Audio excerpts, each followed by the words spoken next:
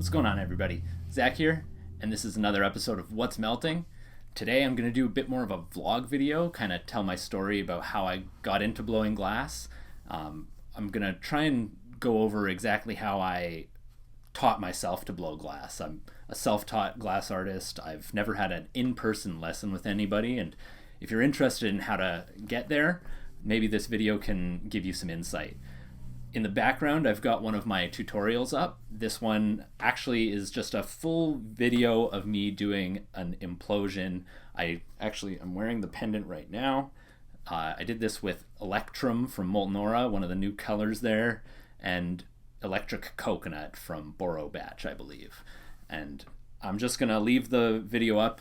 I'm gonna try and talk through the whole thing and get it up in just like, real time. You can actually see how quickly everything happens. If you're interested in just seeing that, put on some music and turn me off, go for it. Otherwise, I'm gonna be giving my story. And if you're more interested in seeing a tutorial, I'm gonna have some links down in the description for the Carmeline and Galaxy implosion that I did actually directly before this video. I filmed 2 implosions before I made that upload just to make sure I had some good footage. I picked the one that I felt was the better tutorial option. But anyways, if you're interested in my story, here it is. I got into blowing glass because I really wanted to make pipes. In high school, I liked to smoke weed, and I saw High Times magazines and learned about art glass, like the North American pipe movement. I saw some wild stuff that I had no idea how people were making it, and I really wanted to try one day, and it took me a lot of years to get there, actually. I first started blowing glass when I was, I think, 27 years old, so after about a decade of wishing I could, I just purchased some gear to do it. I was a welder out of high school, and a lot of the stuff that I learned in school was definitely some transferable skills. Like, I knew how to operate compressed gas and how to safely handle gas cylinders and things like that, and use a regulator to set pressures for an efficient flame on a torch, because I had experienced gas welding and cutting with an acetylene torch as well. But a lot of that didn't necessarily give me the skills I needed to handle glass.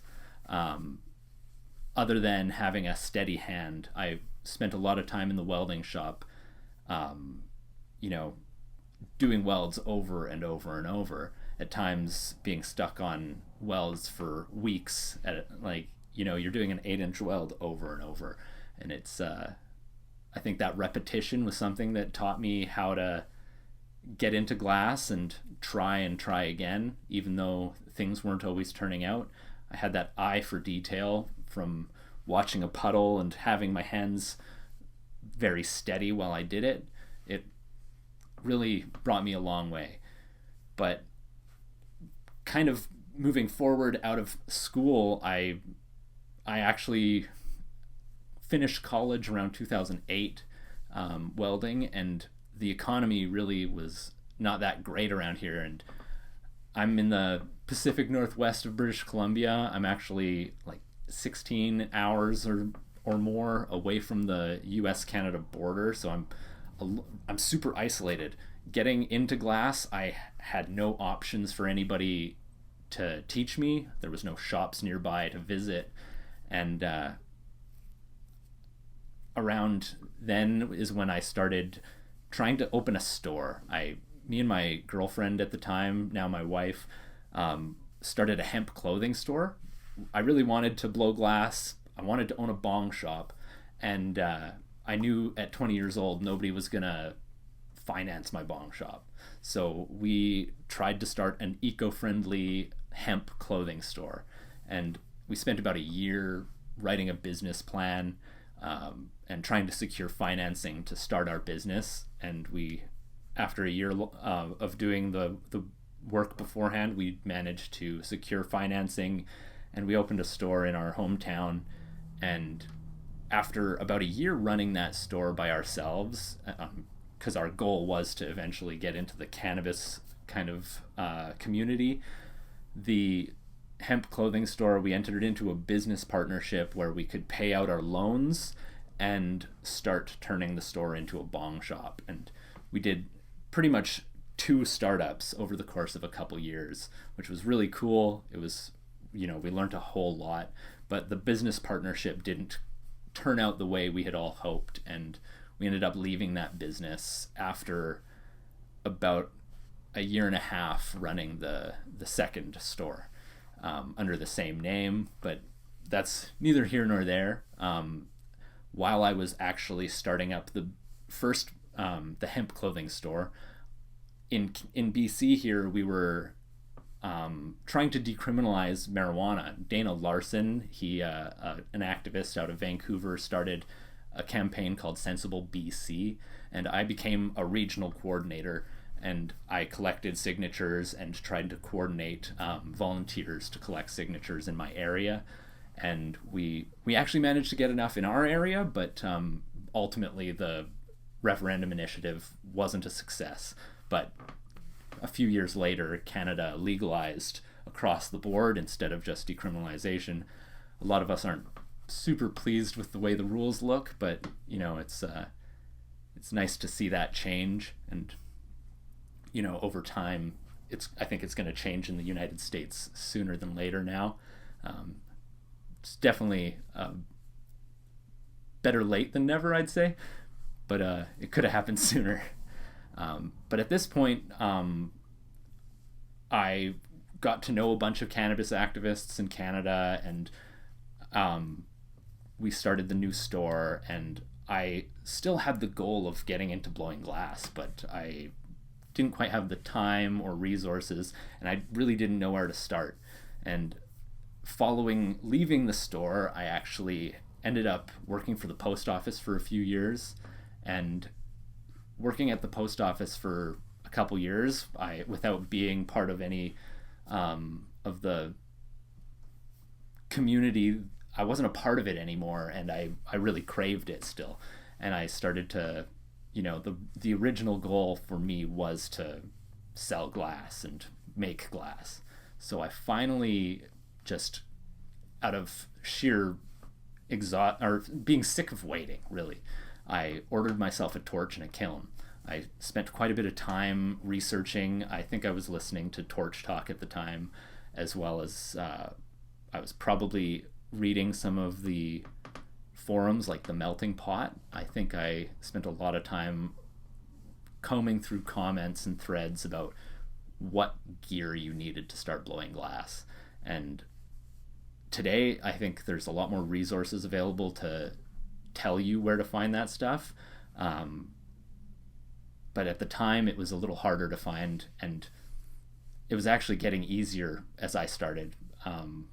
The cannabis community, the glass community on YouTube, for example, and Facebook was starting to grow, and I was able to find a lot more resources once I finally had the tools in my hands.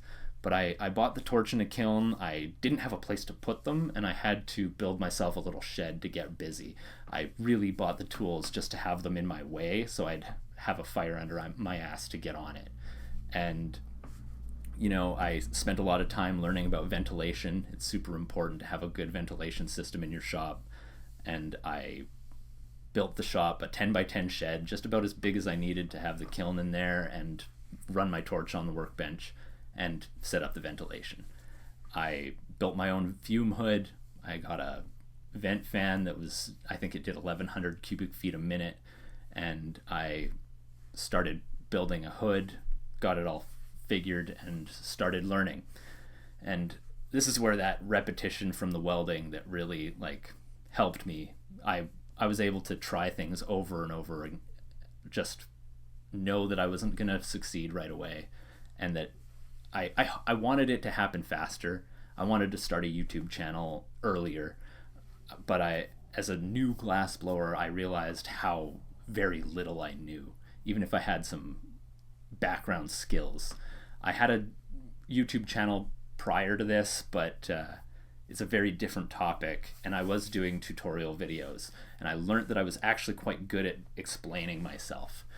So I wanted to try to make more YouTube content. I feel like there's a lack of good lampworking information on YouTube.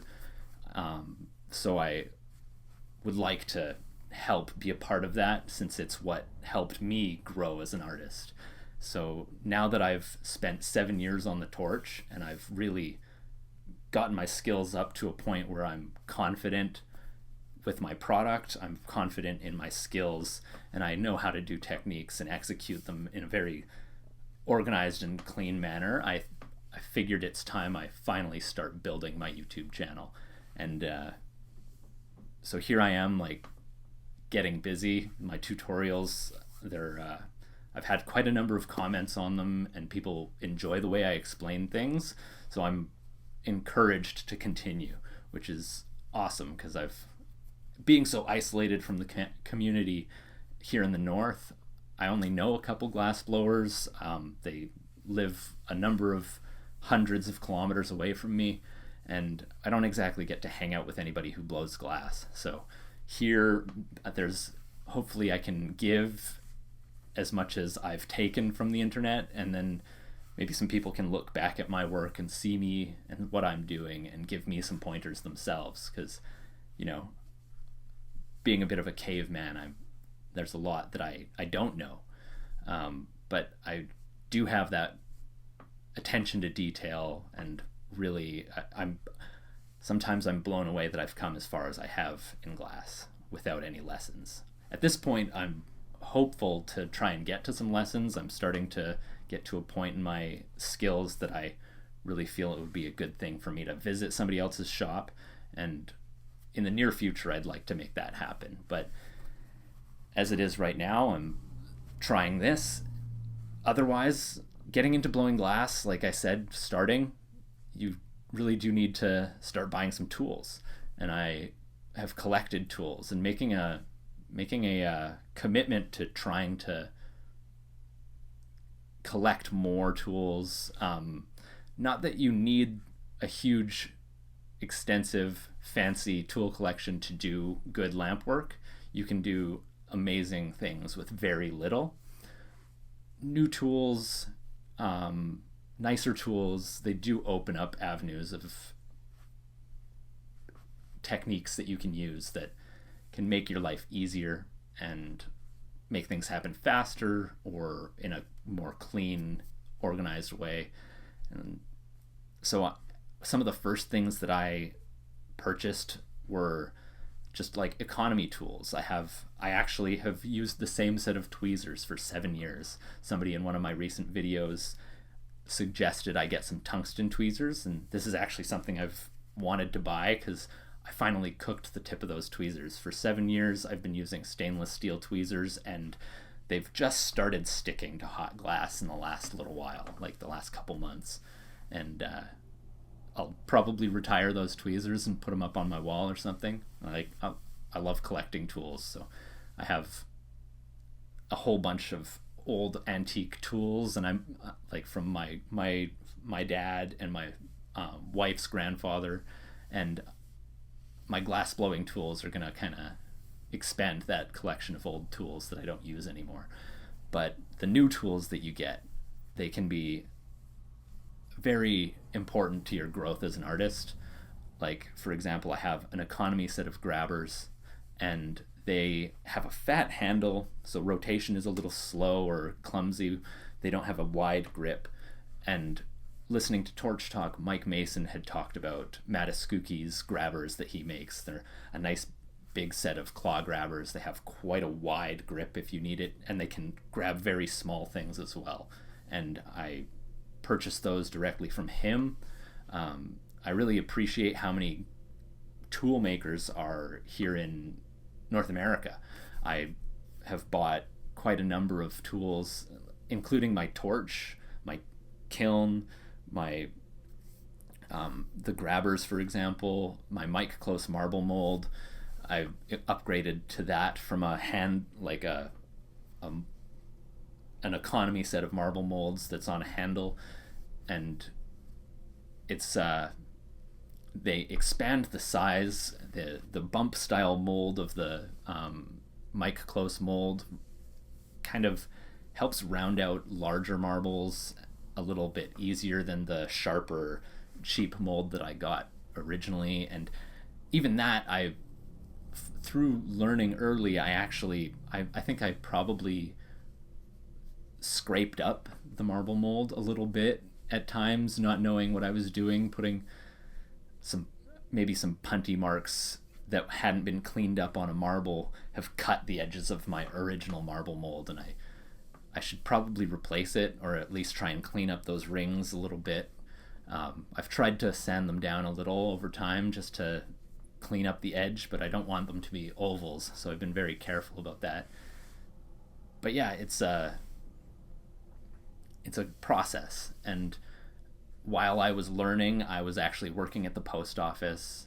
And if you want to do this full time, working a full-time job and doing it in your spare time can be a little exhausting. I would often walk 15 to 20 kilometers in a day and then go home and sit in my shop for 4 to 6 hours until sometime after dinner to try and make something that I was learning on, trying to experiment with, or something I just needed to get out of my head and into the glass shop. I was quite obsessed. I watched Torch Talk for hundreds of hours. I would watch a tutorial over and over again. Not only Torch Talk, I was purchasing, in my first year, there was Glasscraft webinars. I'll try and link to where they are now in the description, but back then it was Glasscraft. I purchased their year-long membership, so I was able to watch one more class with a different artist every month for a year straight. I think the very first one was Miles Parker. He did a marble tutorial, and then I watched Steve Bates. I watched Micah Evans. I've watched on Torch Talk. I've watched tutorials with Eugene, Salt Glass. There's a huge list of artists that I'm not going to be able to remember at the moment, but I watched and listened and took to heart everything these guys had to say. It was fundamental to me learning what I know now. I watched a lot of tutorials that I probably had no business looking at the time. My skills definitely hindered me from being able to even try some of the techniques that I was watching, but it did give me a lot of insight into what was possible with glass and some of the things that people were doing to get there. And it was so valuable to me. So now that I'm comfortable with my work and actually starting to be able to make some of the things that I was dreaming of making when I first started, all like 7 years ago, it's way more enjoyable now to like get on the camera and share with people what I'm doing. Even though I wanted to do it some years ago, I realized early on when I started picking up glass that it was going to take me a few years of experimenting to actually build the skills to be able to do anything I wanted or share anything with anybody of value. So here, now that I'm that far, I'm excited to be doing this. Some of the tools I collected were during my time at the post office, and as I got closer to being ready to start blowing glass full time with the post office, I started to get more and more frustrated with my job, and I left it around 2020. I was gonna try and start going full time right away, but COVID kind of put a big wrench in the gears there. I actually ended up working at another job as a welder, so I was using my trade for a year and a half through COVID, but I had no real social life at that time, and I worked anywhere from 12, 13 hours a day in the next town over, so I was commuting for an hour each way from work. So on the worst days, I was gone from home for over 16 hours. And sometimes the weather was bad and driving was stressful. It was a long haul, but I managed to put a lot of money away and purchase some more equipment. I bought my torch that I work on now. My torch collection, I've actually got pretty much have most of the versions of torches that I could imagine I would need from Bethlehem. Originally I bought the Alpha. I quickly moved up to a Bravo. Then after that, I purchased a hand torch. I got the Sharp Flame hand torch from Bethlehem as well. And I just kept buying Bethlehem torches because I was familiar. I chose them originally because they're a low pressure torch. They kind of seemed like they might be a more fuel efficient option, and I didn't want to be wasting tons of gas while I was learning. There was also people who had explained that a GTT can be a little bit more fragile. Running the wrong type of flame on it can actually cook the face of the torch very easily. Something that I probably didn't need to be worried about, actually. I had the experience with compressed gases and running a cutting torch and a welding torch, so I probably would have been safe, but it was daunting, so I went with a torch that sounded like it was a little more bulletproof. As a lot of people will tell you, a Bethlehem, you can beat it with a stick. They actually give you a stick to beat it with to clean it. So the bomb-proof aspect of that made me edge towards it, as well as with the fuel efficiency of them. And I originally, like I said, went from the Alpha to the Bravo very quickly. I think it was just a few months of running the Alpha before I ordered a Bravo, since I just ordered the Alpha just to make sure I would be happy blowing glass. I wanted to buy the 2-stage torch immediately, but it was a lot of money to run a Bravo versus the Alpha, so I went with the cheap one and quickly realized I could have bought the Bravo immediately. I got a rocket foot pedal to go with it, ran that for a few years, and then while I was working at the smelter, I had the money to buy the Bethlehem Grand Sharp Flame. So of my 4 glass blowing torches, the Grand Sharp Flame is definitely the one that I'll be using throughout the bulk of my career. It's an amazing torch. Running that 3rd stage gives me all the heat I need to make big cups. I've been trying to do some coffee mugs and things like that lately, and I needed to get the rocket foot pedal with that as well. I got the 2-stage with the oxy bypass on there, and that thing's going to be a workhorse for a long time. And I'm happy to be running Bethlehem torches. I'm actually wearing my Bethlehem t-shirt right now. I'm a bit of a fanboy. I love the way they look. I'd love to try a GTT one day. They were a little daunting when I started, but now I'm sure I'd enjoy experimenting with one as well. But until then, I've got my Bethlehem and I'm happy. So running the torch was always something I was captivated by. I've always been a bit of a pyro. I actually, a couple years ago, and in 2023, me and my friend Jordy brought a propane fire art sculpture to Burning Man called Ignis. It's supposed to be a sunflower, a flaming sunflower, and it has a upside down steel dish with propane in it, and you can see rolling bubbles of fire. I've always been captivated by fire, so it makes sense that I'm blowing glass. I think it's why I started welding initially too. But I think a lot of us are a bunch of pyros out here. Like, we just want to work with some fire, and it's a super satisfying career to get into if you do get that far. Otherwise, it's a super rewarding hobby if you don't ever get so far as being a full-time artist. It's can be hard work doing production work.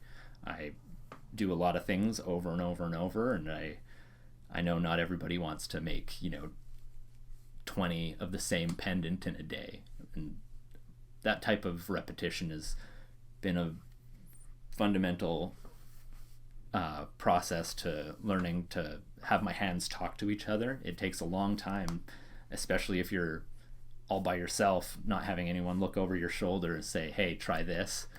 There's so many steps in the process that I could have learnt quicker if anybody was just looking over my shoulder and saying, oh, you haven't got that hot enough yet, or there's another way. Like, literally just being a caveman in my shop has been a bit of a hindrance, but it's not like being a self-taught glass artist can't happen.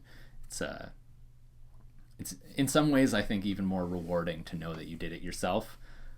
But I really do have to thank everyone who's shared things on the internet. There's so many techniques out there that I would have had no idea about without Torch Talk and Corning Museum of Glass and the few other places like Glasscraft that I've learned from. I really do consider all those artists my teachers. But so the next thing I needed to do once I actually knew how to make glass was to figure out what I could sell and where I could sell it. And to begin with, I would go to our local farmers market. That was one of the first places I went.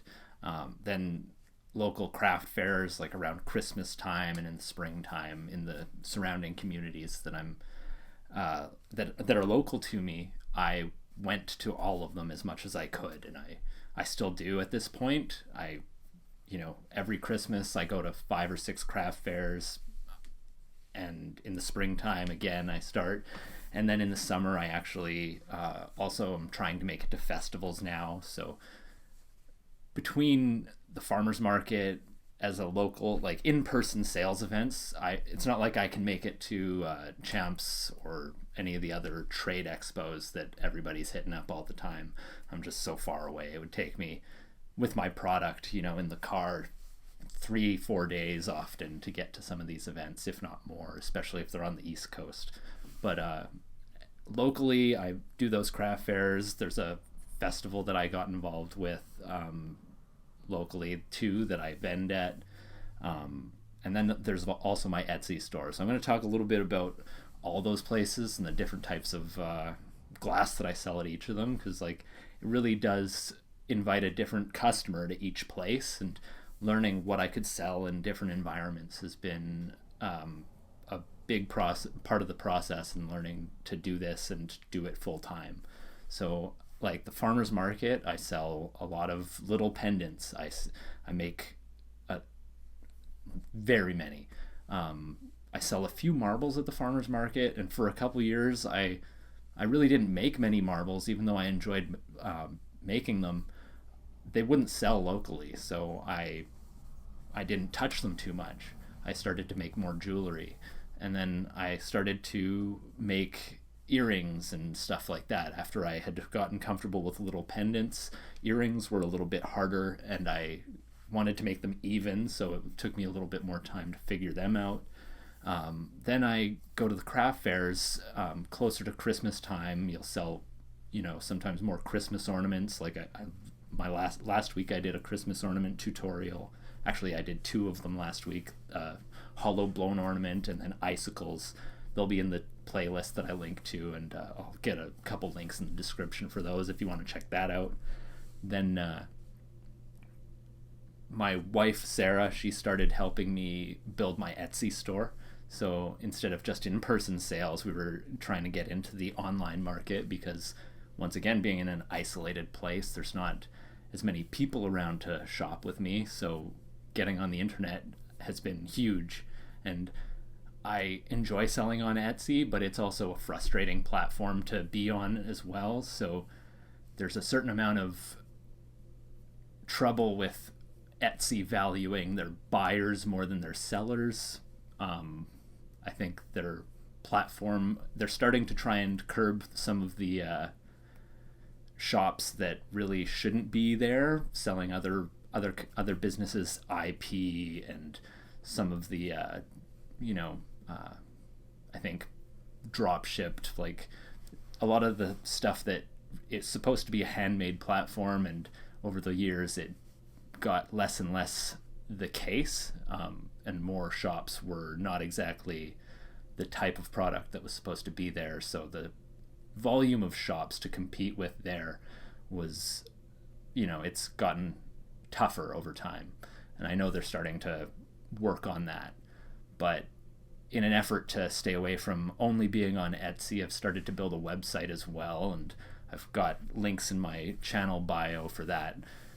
And online, I actually sell a lot more marbles, and it's been exciting for me to be able to make more marbles. I enjoy making them, so the local market not buying them was a little bit discouraging, and I have found that there's a healthy community of marble collectors out there. So if you can just get your work in front of their face, there's definitely something to be done there. And then as for the local sales events, like I said, I go to the farmers market. I try to be there pretty much every Saturday through the summer. My goal is to do that less and less over time because I'd like to go to more festivals. Locally, we do a festival called Valhalla Fest. I actually help manage the festival. I am the coordinator for the market, so I work with vendors at the festival.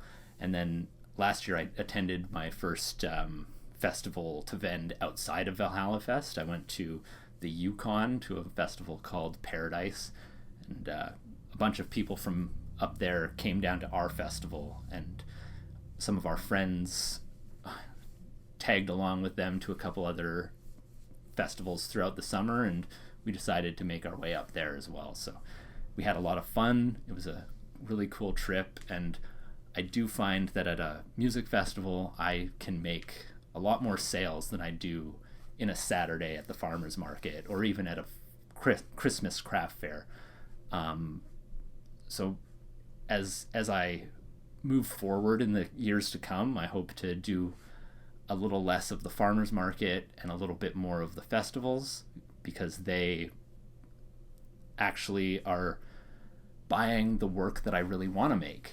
The people at the farmers market, as much as I appreciate and enjoy going there and selling my work locally, there's more people who are more interested in the work that I really want to create at electronic music festival than there is at a farmer's market at 9 a.m. on a Saturday.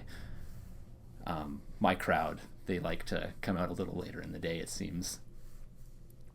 But yeah, as I got better and better at making the things I really wanted to make, I got more and more comfortable with trying to bring my work to more places. So at this point, I'm going to be looking at all the different festivals that I can conceivably drive myself to with my gear in the car and try and vend at more places like that, because it really has been a success for me.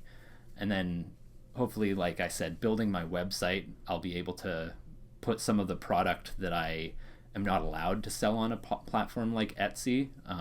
I know there are some pipes available on Etsy, but I have in the past seen a lot of accounts be terminated for that type of thing. And if you want to continue to operate there, even though I would like to do other things, it's still a great revenue stream for me. So I don't want to ruin it for myself by getting my account deleted. So I'll stick to keeping my non-functional glass off of there. I'll put my drinkware up. I'll put my marbles and pendants and earrings and stuff like that on Etsy. But anything a little bit more cannabis related, like my dab tools or my little bongs and things like that, I'm gonna start listing those on my website. And I will try to do some tutorials with that sort of thing in the future here as well. I'd love to hear what kind of tutorials in the comments. If you guys have any wants or needs or asks about what you'd like to hear me explain in future videos, I'm going to try and take suggestions. I might not get to them all in a super timely manner because I'm going to be trying to build up a catalog of content so I can make sure that I'm always uploading every week. I was reluctant to start the video or the YouTube channel for quite a long time because I was a little bit worried that I wouldn't have the energy to make an upload every week. And when it comes to building a successful YouTube channel, which is one of the things I'm very concerned with at this point in time, I know you need to upload frequently. Like, the consistency is key when it comes to building a successful YouTube account. And I think that's something that I've found to be a little bit lacking in the glass community. There's definitely some amazing artists out there who do some great work, but there's not many accounts doing frequent uploads. I often wish that I had more content to consume. I really do like to sit down and watch some YouTube videos in the morning before I get in the shop. It's how I started learning to blow glass, and I really do enjoy it. So I'd love to see more YouTube content. I don't really believe that any one channel can steal all of the views. I think there's so many of us out there, and there's so many techniques that we really do need more content out there if we're, for people like me anyways. I feel that way. I know it's not the best medium necessarily. Like, sometimes you can't get everything through in a video, and there's a lot of things that you'll miss, but it's worth it to like put it out there, in my opinion, because there's somebody who might benefit from what you're doing. And sharing, I've benefited so much from other people sharing, and I want to do that. So I guess some of you might still be watching anyways. I'm not sure if that's the case or not. This is turning out to be quite a long video for me, but looking forward to the future now, instead of just thinking about where I've been selling glass and what I've done so far. Along with building this YouTube channel and trying to document my work and share in a clear way how I blow glass, I would like to get my shop set up in such a way where I can do in-person lessons too. I do get quite a number of inquiries locally about people asking if they could visit my shop and take a lesson. I don't necessarily have the space inside the shop to entertain guests. I might be able to fit one more torch spot on my workbench. I have had my friend Chris come by and melt a little glass a couple times, and even my little brother came by and turned on a torch a couple times in the shop. It is a little lonely in there, so I'd love to have some people come and hang out and watch what I do and try and get on the torch and do it themselves. So like, not only am I gonna try and do some explanations and tutorials on the internet and do my best to continue to improve the quality of the content I put up here, I'd love to get a few people in my shop and have some friends to at least hang out with in there, give them some pointers, help them, make a pendant or a pipe, maybe a marble, and expand the glass community where I am. I have been watching Robert Mickelson's YouTube channel lately, and I think I was listening to him one day essentially saying that he thinks that glass shops are gonna, it might have been somebody else, but he thinks that glass blowing, like lamp work, it's a growing craft right now, and you're gonna start seeing it pop up in more places. I really think that the modern North American glass, like borosilicate glass blowing community is a growing community right now, with the increased access to information like I'm talking about in this video. There's been more and more people trying than ever before, instead of just being a few people guarding their techniques in little glass shops. I've heard those stories of people saying that they would literally kick their apprentice out of the room so they could do a specific type of part of the process because they couldn't share it with anybody. And I don't know if that mentality really does translate to the biggest successes. I think collaboration and experimentation in a more of a community kind of environment drives way more learning and innovation than anything else. And even though the economy might be tough, I don't believe in scarcity in that kind of way. I think we should all try to lift each other up. I've heard people use the term all ships go up in a rising tide. If we could all teach each other more, there's a lot of painters out there. There's a lot of potters out there, but there's not that many glass artists. I don't think the community is so big that we shouldn't be teaching anybody else. It's if you help other people win, we all win. I think it's the way I've seen it, and I really believe that. So I'm trying to be a part of that. I'd love to see more people build more YouTube channels and more artists teach more newbies, because I don't think as many of the new people who come for lessons are going to get as far as somebody who decides to try and teach themselves. There's a lot of people who will try and they'll enjoy it as a hobby. They'll come to your shop for a lesson and enjoy it, but they don't want to do it full time. Not everybody wants to be a full-time production maker. It's hard work. Sometimes people just want to do some artwork in their spare time, and it's a fantastic medium. It's so much fun, and I think it's absolutely worth doing and teaching other people to do, and I hope to make it to some lessons soon. I think it was Redbeard Glass, one of the guys I messaged early on when I started blowing glass. He lives in BC here as well, and he responded to one of my messages with "We're all in this together" when I was making an inquiry about how to start something or get an answer about some glass info. And when he said "we're all in this together," it really hit home for somebody who I've never met to say that to me, like I was part of this community already. And that's what I'm trying to do now. So as much as at times it feels like we should not share, I don't know if that's the best way. I think the best way forward is to share as much as we can, and I'm excited to do that here.